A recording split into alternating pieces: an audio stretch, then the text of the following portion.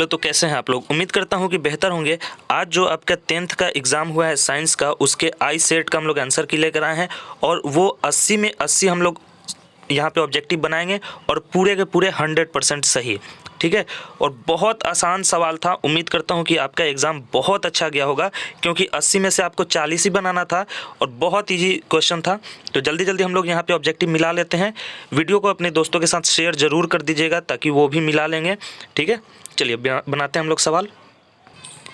आपके पास सेट कोई भी हो, यहाँ हम लोग आई सेट से कर रहे हैं, बस वहाँ पे आप क्वेश्चन देखकर अपने क्वेश्चन पेपर में इसको मिला लीजिए। पहला सवाल है आपका कि कार्बन हाइड्रोजन से संयोग कर बनता है, तो ये हाइड्रोकार्बन बनता है। कार्बन और हाइड्रोजन का जो यौगिक होता है उसे हाइड्रोकार्बन कहते हैं। ऑप्शन नंबर आपका सी सही हो जाएगा। अगला सवाल है 2 नंबर, बोरॉन एवं एल्युमिनियम आवर्त सारणी के किस वर्ग में है। तो ये वर्ग पूछ रहा है, तो वर्ग 13 के तत्व होते हैं, ठीक है ना। बोरॉन का होता है 5, तो 2 3 और इसमें 10 जोड़ते हैं, ये 13। ऑप्शन नंबर सी आपका सही हो जाएगा। तीसरा है, मूत्र का पीला रंग किस वर्णक के कारण होता है। तो 3 का सही आंसर आपका ऑप्शन नंबर बी हो जाएगा। यूरोक्रोम एक वर्णक होता है जिसके वजह से पेशाब का रंग पीला हो जाता है। Option B.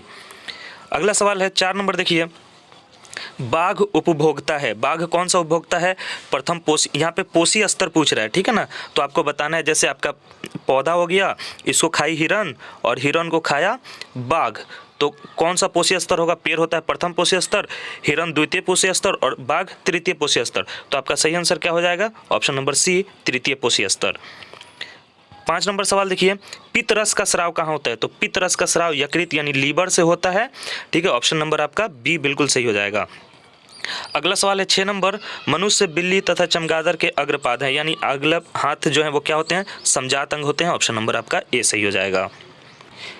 अगला सवाल है आपका 7 नंबर, देखिए, निम्नलिखित में कौन पुनरुद्भवन का उदाहरण है, यानी रीजनरेशन का एग्जाम्पल क्या होता है। तो देखिए, इसमें हाइड्रा में नहीं होता है, गाय में भी नहीं होता है, मेढक में भी नहीं होता है, किसी में नहीं होता है।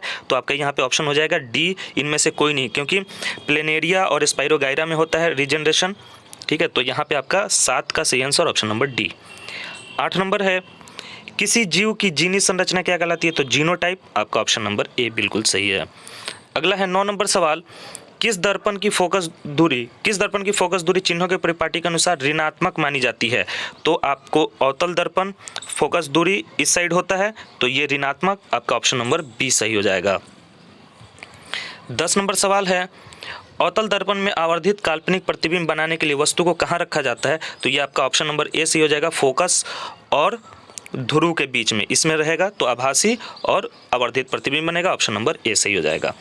अगला सवाल देखिए, 11 नंबर है, प्रकाश के अपवर्तन के कितने नियम हैं। तो ऑप्शन नंबर बी बिल्कुल सही है। अपवर्तन के 2 नियम होते हैं या परावर्तन के भी 2 ही नियम होते हैं। Option number B. 12 नंबर सवाल है, किसी माध्यम के अपवर्तनांक का मान क्या होता है। तो ये साइन आई बेटा sine R. Option number A सही हो जाएगा। बहुत आसान सवाल था, बहुत आसानी से आप 40 में 40 बना कर आए होंगे, ठीक है। तो अपने दोस्तों के साथ शेयर कर दीजिए, वीडियो को लाइक कर दीजिए और चैनल पर नए हैं तो सब्सक्राइब भी कर दीजिए, ठीक है। जो भी सेट है आपको हम लोग आई सेट कर रहे हैं, आप आसानी से उसको मिलाइए, कोई मुश्किल नहीं है। इत्मीनान से वीडियो देखिए, सवाल देखिए और उसको मिलाते चलिए। और अभी मैं कल आपका जो भी एग्ज़ाम होने वाला है सोशल साइंस का, उसका मैं एक वीडियो अभी डाल दूंगा 6:30 बजे के आसपास, वो वीडियो भी ज़रूर देख लीजिएगा, वहाँ से बहुत रिवीजन हो जाएगा आपका। 13 नंबर सवाल है, लेंस की क्षमता का एसआई मात्रक क्या होता है। देखिए, लेंस की क्षमता का एसआई मात्रक जो होता है वो मीटर इन्वर्स होता है। तो यहाँ पे सिर्फ मीटर दिया हुआ है, इन्वर्स दिया नहीं है। और डायोप्टर जो होता है वो प्रचलित मात्रक होता है। तो अब इसमें देखिए बोर्ड क्या मानता है, इसको इसमें थोड़ा सा है। तो डायोप्टर अगर मार गए हैं तो ये प्रचलित मात्रक होता है, मीटर इन्वर्स एसआई मात्रक होता है। तो खैर ठीक है, देखिए इसको क्या करता है। 14 नंबर सवाल है, अवतल लेंस में आवर्धन बराबर होगा। तो लेंस के आवर्धन का सूत्र होता है V/U। आपका ऑप्शन नंबर सी सही हो जाएगा।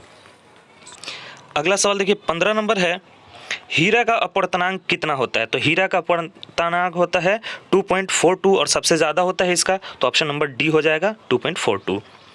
16 नंबर सवाल देखिए, एक प्रिज्म कितने सतहों से घिरा रहता है। तो ये 5 सतहों से घिरा रहता है। ऑप्शन नंबर डी बिल्कुल सही हो जाएगा।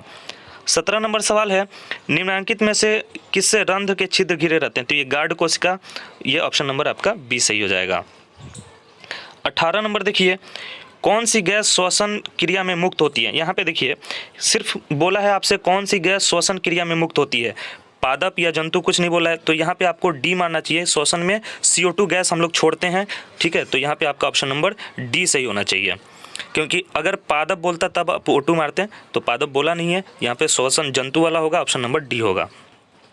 19 है, निम्नलिखित में से किस रंग के प्रकाश किरण प्रकाश संश्लेषण के लिए सबसे ज़्यादा प्रभावी होते हैं? तो लाल रंग, ऑप्शन नंबर आपका डी सही होगा 19 का। अगला सवाल देखिए 20 नंबर है, कह रहा है कि ग्लूकोज के पूर्ण ऑक्सीकरण से क्या मुक्त होता है? तो CO2 भी बनता है, ऊर्जा भी बनता है और जल भी बनता है, तो इनमें सही आपका ऑप्शन नंबर डी सही हो जाएगा, इनमें सभी, ठीक है।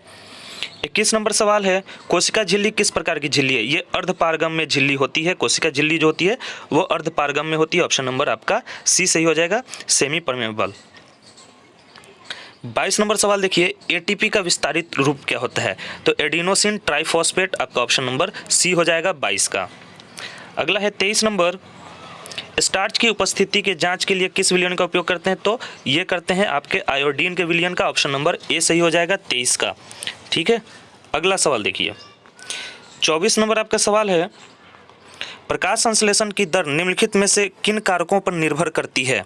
तो 24 का जो सही आंसर है आपका ऑप्शन नंबर सी हो जाएगा, प्रकाश के गुण और प्रकाश की मात्रा पर, इसमें आपका हो जाएगा 24 का ऑप्शन नंबर बी, प्रकाश की मात्रा पर, ठीक है। 25 नंबर है, निम्नलिखित में से किस लेंस को अपसारी लेंस कहते हैं? अपसारी लेंस आपको बताना है जो प्रकाश की किरणों को दूर करता है, तो ये आपका अवतल लेंस होगा, ऑप्शन नंबर आपका ए सही होगा। अगला सवाल है 26 नंबर सवाल है, दृश्य प्रकाश में किस वर्ण का तरंग दैर्घ्य सबसे अधिक होता है? तो लाल का सबसे अधिक होता है तरंग दैर्घ्य, ऑप्शन नंबर आपका सी होगा 26 का। अगर आपको कोई दिक्कत हो तो आप हमें कमेंट बॉक्स में ज़रूर बताइएगा, उसका ज़रूर सॉल्यूशन किया जाएगा, ठीक है, किसी सवाल में अगर डाउट हो तो। 27 का है, प्रतिरोध का मान बढ़ाने के लिए प्रतिरोधकों को जोड़ा जाता है। तो प्रतिरोध का मान जो बढ़ता है वो बढ़ता है आपका, देखिए इसमें पार्श्व क्रम समांतर क्रम, तो दोनों तो एक ही होते हैं, पार्श्व क्रम और समांतर क्रम एक ही है, तो ए और बी कैसे हो जाएगा?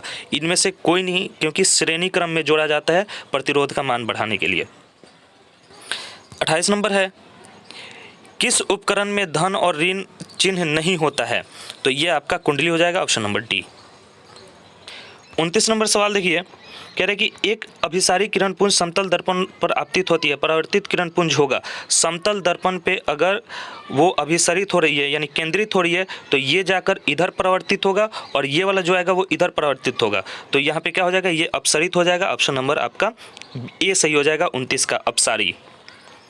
30 नंबर है, चुंबकीय फ्लक्स का एसआई मात्रक ये होता है वेबर, आपका ऑप्शन नंबर सी सही हो जाएगा। तो कुछ सवाल ऐसे थे जो आपने नहीं सुना हो या दिक्कत हो तो उसको छोड़ देना था, क्योंकि आपके पास 40 ऑप्शन थे।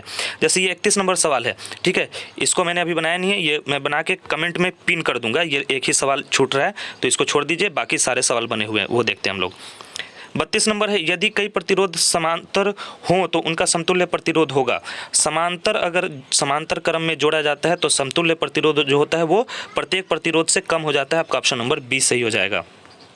अगला सवाल है आपका 33 नंबर देखिए, फल पकाने वाला हार्मोन, बहुत आसान सवाल, ये आपका एथिलीन हो जाएगा, ऑप्शन नंबर ए सही हो जाएगा। 34 नंबर है, गोबर छत्ता क्या है? तो गोबर छत्ता एक मृत जीवी है, ठीक है, सड़े चीज़ों से अपना पोषण तैयार करता है, तो ऑप्शन नंबर ए हो जाएगा 34 का। 35 नंबर सवाल है, ओजोन का आणविक सूत्र O3 होता है, बहुत आसान सवाल, ऑप्शन नंबर आपका बी सही हो जाएगा। 36 नंबर है, कवक में पोषण की कौन सी विधि होती है? तो कवक भी मृत जीवी होता है गोबर छत्ता की तरह, ऑप्शन नंबर आपका सी सही हो जाएगा। अगला सवाल देखिए 37 नंबर है कि पारिस्थितिक तंत्र में ऊर्जा का प्रवाह कैसा होता है? तो ऊर्जा का प्रवाह एक दिशीय होता है, ये तो एकदम आपको याद रखना है, ऑप्शन नंबर ए हो जाएगा 37 का, एक दिशीय यूनिडायरेक्शनल, ठीक है। 38 नंबर सवाल है, मानव हृदय में कितने कोष्ठक होते हैं? तो 4, हृदय जो होता है वो 4 खंडों में बटा होता है, दयालीन दयानिलय, बायालीन बायानिलय, ठीक है। अगला है 39 नंबर सवाल, विकासीय दृष्टिकोण से हमारी किससे अधिक समानता है? तो सबसे ज़्यादा समानता क्या है? चिंपैंजी से, आपका ऑप्शन नंबर ए हो जाएगा 39 का। अगला है 40 नंबर, दूध से दही बनने में कौन सी अभिक्रिया होती है? तो ये होता है किण्वन, आपका ऑप्शन नंबर बी सही हो जाएगा, किण्वन, ठीक है, फर्मेंटेशन। 41 नंबर सवाल देखिए, अभिक्रिया जिसमें आयनों का आदान प्रदान होता है क्या कहलाता है? आयनों का आदान प्रदान द्विविस्थापन में होता है, आपका ये ऑप्शन नंबर बी सही होगा। अगला सवाल है आपका 42 नंबर। देखिए कौन समीकरण संतुलित नहीं है? तो आप देख लीजिए, इसमें अगर हम लोग बी वाले में देख रहे हैं तो इधर ऑक्सीजन 3 है, इधर भी ऑक्सीजन इधर ऑक्सीजन 6 है, इधर भी ऑक्सीजन 6 हो जा रहा है। लेकिन ये डी में देखिए, इधर ऑक्सीजन 3 दूना 6 हो रहा है, जबकि इधर 1 2 3 और 2 5 ही हो रहा है ऑक्सीजन, तो ये संतुलित नहीं है। आपका ऑप्शन नंबर डी सही हो जाएगा। 43 नंबर सवाल है, किसी भी उदासीन विलयन का पीएच मान, तो उदासीन विलयन का पीएच मान 7 होता है। आपका ऑप्शन नंबर सी सही हो जाएगा। 44 नंबर है, निम्नलिखित में कौन प्राकृतिक सूचक है? तो हल्दी, गोभी का पत्ता, ये सब प्राकृतिक सूचक है। आपका ऑप्शन नंबर बी सही हो जाएगा। 45 नंबर सवाल है आपका, धोबिया सोडा का रासायनिक सूत्र। तो धोबिया सोडा होता है Na2CO3 × 10H2O। ऑप्शन नंबर बिल्कुल सी सही होगा आपका। ठीक है, अगला सवाल देखिए 46 नंबर, निम्नलिखित में से कौन विजातीय यौगिक है? तो ये खरिया, चूना पत्थर और संगमरमर तीनों एक जैसे हैं, एक श्रेणी के, और प्लास्टर ऑफ पेरिस जो है आपका, ये विजातीय है। आपका ऑप्शन नंबर डी सही हो जाएगा 46 का। अगला 47 नंबर सवाल देखिए, सबसे कठोर प्राकृतिक पदार्थ क्या है? तो हीरा है। आपका ऑप्शन नंबर डी सही होगा। 48 नंबर है, निम्नलिखित में कौन आयन लाल लिटमस पत्र को नीला करेगा? तो लाल को नीला कौन करता है? क्षार, और क्षार का जो आयन होता है वो क्या होता है? हाइड्रोक्सिल आयन, यानी OH minus ion. Option number B सही हो जाएगा। बहुत अच्छे सवाल आए थे दोस्तों, उम्मीद है कि आपने बहुत अच्छा किया होगा। ठीक है, आपका कितना सही हो रहा है आप हमें एक बार कमेंट बॉक्स में ज़रूर बताइए, तो आपका कितना सही हो रहा है। ठीक है, 49 नंबर सवाल है, पोटेशियम की परमाणु संख्या 19 है, इसकी संयोजकता क्या होगी? तो पोटेशियम का 19, 2 8 8 और 1, ये 19 हुआ, लास्ट में 1 बचा, तो 1 से लेकर 4 तक अगर संयोजी इलेक्ट्रॉन आ रहे हैं, यानी लास्ट में आ रहे हैं, तो वही उसकी संयोजकता होती है। ऑप्शन नंबर आपका ए सही हो जाएगा, यानी 1, पोटेशियम का संयोजकता 1, ऑप्शन नंबर ए। चलिए आगे बढ़ते हैं। 50 नंबर है, एल्केन का सामान्य सूत्र, तो CnH2n+2। ऑप्शन नंबर आपका बी सही हो जाएगा। 51 नंबर है, फ्लोरीन का परमाणु संख्या, तो फ्लोरीन F9 होता है। ऑप्शन नंबर ए सही हो जाएगा। अगला सवाल है 52 नंबर। देखिए, कोई विलयन लाल लिटमस को नीला कर देता है, इस विलयन का पीएच मान क्या होगा? तो लाल को अगर नीला कर रहे हैं तो वो क्षार होगा, और क्षार होगा तो क्या होगा? 7 से अधिक होगा। ऑप्शन नंबर आपका बी सही हो जाएगा। 53 है, ऑक्सीजन का परमाणु भार कितना है? ऑक्सीजन का परमाणु संख्या होता है 8, 8 दूना 16। आपका ऑप्शन नंबर सी सही हो जाएगा, 53 का सी 16। 54 नंबर है, बॉक्साइट निम्नलिखित में से किस धातु का अयस्क है? तो बॉक्साइट एल्युमिनियम का होता है। आपका ऑप्शन नंबर सी सही होगा, एकदम अच्छे से मिला लीजिए। ठीक है, 55, धातुओं को क्रियाशीलता का सही क्रम बताएं। तो देखिए, इसमें ये जो मैग्नीशियम होता है ये सोडियम से तो कम होता है, लेकिन जिंक जो होता है वो कॉपर से अधिक होता है। तो यहाँ पे देखिए सबसे सही जो है वो ऑप्शन नंबर डी सही होगा, सोडियम, उसके बाद मैग्नीशियम, तब जिंक, तब कॉपर। आपका ऑप्शन नंबर डी सही होगा 55 का। ठीक है, चलिए अगला सवाल है 56 नंबर है, ये Fe2O3 प्लस एल्युमिनियम और Al2O3 प्लस Fe, ये किस प्रकार की अभिक्रिया है? तो देखिए, ये एल्युमिनियम जो है यहाँ से आयरन को हटा रहा है, विस्थापित कर रहा है ना, तो यहाँ पे ये क्या हो जाएगा? आपका विस्थापन अभिक्रिया। ऑप्शन नंबर सी सही हो जाएगा। देखिए अगला सवाल है 57 नंबर, ये 57 नंबर सवाल है। यहाँ पे मीटिंग थोड़ा सा उंगली से दब गया है, तो इसमें सवाल पूछ रहा है, यहाँ इंग्लिश दिख रहा है हम लोगों को, कि कौन ऊर्जा का अनवीकरणीय स्रोत है? ठीक है, नॉन रिन्यूएबल कौन है? तो नॉन रिन्यूएबल कौन होता है? जीवाश्म ईंधन होता है, ये पेट्रोलियम। आपका ऑप्शन नंबर सी सही होगा, 57 का ऑप्शन नंबर आपका सी होगा, पेट्रोलियम। अगला सवाल है 58 नंबर, जीवाश्म ईंधन की ऊर्जा का वास्तविक स्रोत क्या है? तो जीवाश्म ईंधन की ऊर्जा का वास्तविक स्रोत इसमें देख लीजिए, नेविगेशन लेन नहीं होगा, ऊर्जा नहीं, सूर्य नहीं होगा, चंद्रमा नहीं होगा, तो इनमें से कोई नहीं। आपका ऑप्शन नंबर डी होगा, क्योंकि जीवाश्म ईंधन क्या है? पेट्रोलियम, कोयला, प्राकृतिक गैस, तो इसमें कोई नहीं है। Option number D. 59 नंबर है, जो दहन कर ऊष्मा उत्पन्न करते हैं उन्हें क्या कहते हैं? तो उन्हें ईंधन कहते हैं। ऑप्शन नंबर बी सही होगा, बहुत अच्छा सवाल। 60 नंबर देखिए, यूरो 2 का संबंध, तो यूरो 2 का संबंध किससे है? वायु प्रदूषण से। यूरो 2 बना था कहाँ पे? क्योटो प्रोटोकॉल, जापान में। 60 का आपका ऑप्शन नंबर ए सही हो जाएगा, वायु प्रदूषण। 61 नंबर सवाल है, श्वेत प्रकाश में वर्ण विक्षेपण उत्पन्न करता है, कौन करता है? प्रिज्म। ऑप्शन नंबर आपका डी सही हो जाएगा, 61 का। अगला सवाल है आपका, देखिए 62 नंबर है कि सौर ऊर्जा को सीधे विद्युत ऊर्जा में बदलने वाली युक्ति क्या है? तो आपका ऑप्शन नंबर सी सही होगा, सौर सेल। ठीक है, सौर सेल सौर ऊर्जा को विद्युत ऊर्जा में बदलता है। ऑप्शन नंबर सी हो जाएगा। चलिए अगला है आपका 63 नंबर है, निम्नलिखित में से कौन प्रबल क्षारक है? तो ये NaOH हो जाएगा, ऑप्शन नंबर आपका ए सही हो जाएगा। 64 नंबर है, शुष्क बर्फ का रासायनिक सूत्र क्या होगा? तो ये CO2, जो ठोस CO2 होता है ना, ठोस CO2 उसे कहा जाता है शुष्क बर्फ। तो आपका ऑप्शन नंबर बी सही हो जाएगा। अगला सवाल है 65 नंबर, CaOCl2 का प्रचलित यानी साधारण नाम क्या है? तो ये विरंजक चूर्ण है। आपका ऑप्शन नंबर सी सही हो जाएगा। CaOCl2 का साधारण नाम जो होता है वो विरंजक चूर्ण, ऑप्शन नंबर सी। 66 नंबर है, आयोडीन युक्त नमक कौन है? तो आयोडीन युक्त नमक आपका NaCl+Ki, ऑप्शन नंबर बी हो जाएगा। अगला सवाल है आपका 67 नंबर, मिश्र धातु जिसमें 90% कॉपर और 10% टीन है उसका नाम क्या है? तो उसे कांसा कहते हैं। 90% कॉपर और 10% टीन से कांसा बनता है और कॉपर और जिंक से आपका पीतल बनता है। तो यहाँ पे आपका 67 का सही आंसर ऑप्शन नंबर डी सही हो जाएगा, कांसा। 68 नंबर है, ऑक्सीजन गैस के एक अणु को दो परमाणुओं के बीच कितने बंधन होते हैं? तो O2 में जो होता है ऑक्सीजन के बीच डबल बॉन्ड होता है। आपका ऑप्शन नंबर बी सही हो जाएगा। 69 नंबर है, यशद पुष्प क्या है? यशद पुष्प, ये बहुत लोग नहीं सुनेंगे इस नाम को, ये ZnO यानी जिंक ऑक्साइड को कहा जाता है यशद पुष्प, ऑप्शन नंबर ए सही होगा 69 का। 70 नंबर देखिए, 70 नंबर सवाल है, उच्च वसीय अम्लों के सोडियम लवण को क्या कहते हैं? तो बहुत आसान सवाल, ये आपने पढ़ा होगा, उसे साबुन कहते हैं, ऑप्शन नंबर सी सही हो जाएगा। 71 नंबर सवाल है, कौन कार्बोनिल समूह का संकेत है? तो कार्बोनिल समूह आपका कीटोन समूह, ऑप्शन नंबर सी होगा, CO, ठीक है ना। और कार्बोक्सिलिक रहता तब बी होता, COOH होता। तो यहाँ पे आपका सही आंसर सी हो जाएगा 71 का। अगला है आपका 72 नंबर देखिए, निम्नलिखित कार्बनिक यौगिकों में कौन सा यौगिक एल्काइन है? एल्काइन 3 तरह के होते हैं, एल्केन, एल्कीन, ठीक है, एल्कीन और एल्काइन।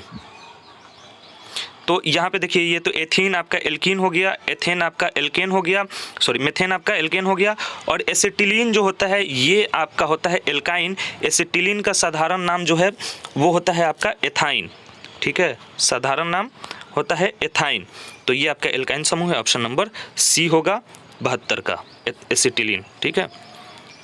73 नंबर सवाल है, रक्त का लाल रंग निम्नलिखित में से किस प्रोटीन की उपस्थिति के कारण होता है? तो ये तो हीमोग्लोबिन, आपको भी पता है RBC में पाया जाता है हीमोग्लोबिन, जिससे वो लाल दिखता है, ऑप्शन 73 का बी। 74 है, क्लोरोफिल वर्णक का रंग तो हरा होता है, ऑप्शन नंबर डी सही हो जाएगा 74 का।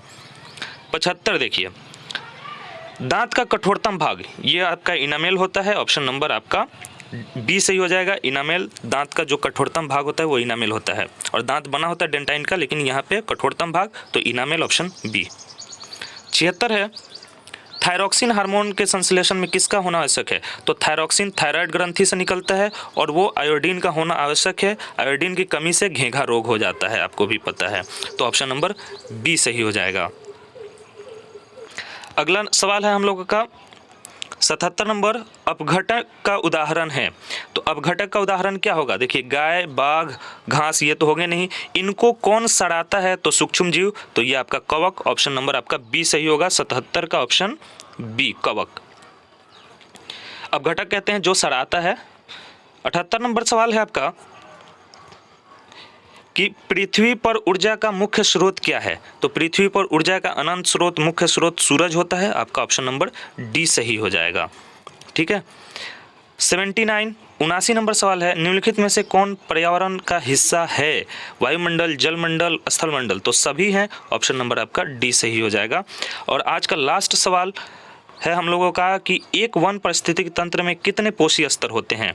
तो यहाँ पे वन पारिस्थितिक तंत्र में पोषी स्तर पूछ रहा है, तो आप जोड़ लीजिए कि पेड़ से होता है प्रथम पोषी स्तर, पेड़ को खाया मान लीजिए हिरन, द्वितीय पोषी स्तर, और हिरन को खा लिया बाघ, तो ये कितने हो गए?